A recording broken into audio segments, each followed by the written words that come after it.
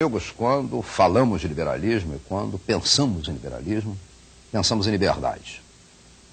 A história do liberalismo confunde-se com a própria história da defesa das liberdades.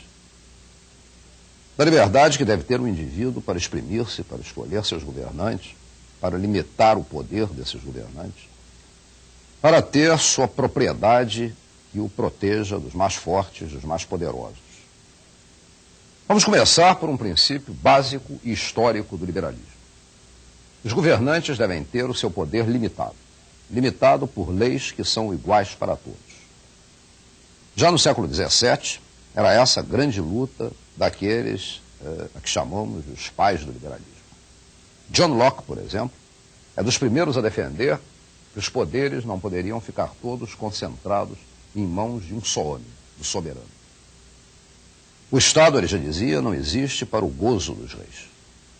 E aí chegamos a um outro ponto que é fundamental para o estudo do liberalismo, para todos aqueles que queiram entender toda a origem do pensamento liberal. Para que é que existe o Estado? Locke, Milton, também vão dizer para garantir a liberdade e para garantir a propriedade. Ainda hoje, nós liberais pensamos assim. Só que, nós vamos ver mais adiante, nós não pensamos hoje em liberdade só para os atuais possuidores. Para que um homem possa ser livre, ele tem de ter um mínimo de garantias sociais, desde um salário justo até boas condições de saúde. Por isso, o nosso liberalismo ganhou a dimensão do liberalismo social. Nós também queremos que todos tenham acesso à propriedade, e não só os atuais proprietários. E por que isso? Porque a propriedade é fundamental para o exercício e para a garantia da liberdade. Mas, no fundo, meus amigos, nós estamos, como Locke, ou Milton, ou Spinoza, defendendo a tese de que o Estado deve assegurar a liberdade e a propriedade, sempre. Este é um pensamento básico, e logo no princípio nós precisamos lembrar disso. Este é um pensamento básico de todo o pensamento liberal. Um pouco mais tarde, vamos continuando a história, já no século XVIII, Montesquieu vai preocupar-se, o liberal Montesquieu, vai preocupar-se mais seriamente com a divisão de poderes do Estado, defendendo que devem ser separados os três ramos. O poder não se deve concentrar todo em mãos só de alguém. Alguns, então, lembra ele, devem fazer as leis. Outros executam as leis, não aqueles mesmos que fizeram as leis. Então, alguns fazem as leis, outros executam as leis e outros julgam. Assim, se impede a tirania, se impede a concentração de poderes.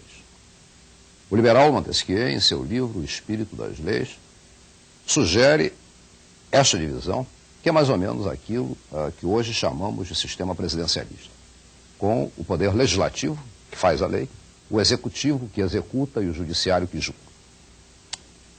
É nesse século XVIII que surge a importante figura e básica para o liberalismo, a importante figura de Adam Smith, considerado também o pai da ciência, a que chamamos hoje de economia política. Adam Smith vai aplicar os conceitos do liberalismo à economia, sobretudo em uma obra sua chamada A Riqueza das Nações. É um nome mais longo, mas conhecida como A Riqueza das Nações. É uma obra publicada em 1776. Para ele, para Adam Smith, a liberdade do indivíduo depende da existência de um mercado também livre, onde se possa comerciar. Se o mercado for livre, o equilíbrio, lembra Adam Smith, se fará naturalmente, sem que o Estado se precise envolver. O homem, diz ele, busca naturalmente o lucro. E esse fato rege todo o comércio em uma sociedade, todo o mercado em uma sociedade livre. Assim, por exemplo, e vou citar um exemplo escolhendo um produto não de sua época, nem de seu país. Assim, se, por exemplo, vamos imaginar, o feijão ficasse muito caro. O Estado, para Adam Smith, não deveria envolver-se, porque naturalmente, como o feijão ficou caro, visando ao lucro, querendo mais lucro, os produtores vão plantar mais. E como ele está caro, os consumidores, evidentemente, vão comprar menos.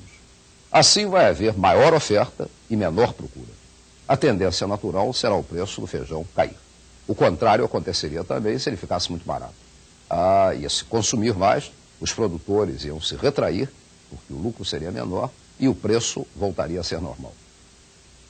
Para Adam Smith, isso se aplicaria a qualquer outra situação. O Brasil tem um destino a conquistar. O Brasil tem pressa, o Brasil tem pressa. Vamos construir o que interessa.